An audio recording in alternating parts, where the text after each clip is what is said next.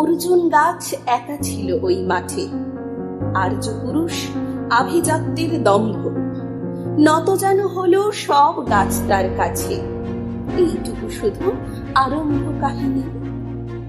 কোথা থেকে এলো কৃষ্ণচূড়ার বীজ? যুবতী হলো সে কয়েক বছর পরে। সাঁওতালি মেয়ে, খোঁপায় তীব্র লাল। অর্জুন তাকে চাইল আপন করে। নত যেন হবে এমন মেয়ে সে নয়, বসন্তে সে তো একাই নিজেই সাজে।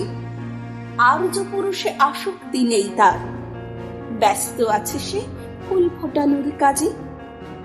খোঁপা থেকে খসে গত রাত্রের ফুল, ঝিরে ঝিরে পাতা পোশাক বুনেছে তার। অর্জুন সে যে আর্য পুরুষ, ভাবে সব সুন্দরে একা তার অধিকার।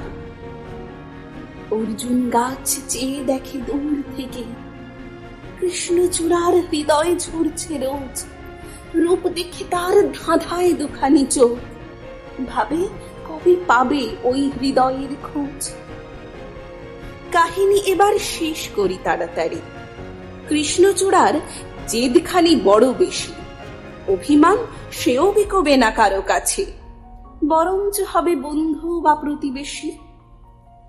যদিও কাহিনী এমন সহজ নয়, অর্জুন শুধু বাকল ঝরেছে, ঝরে।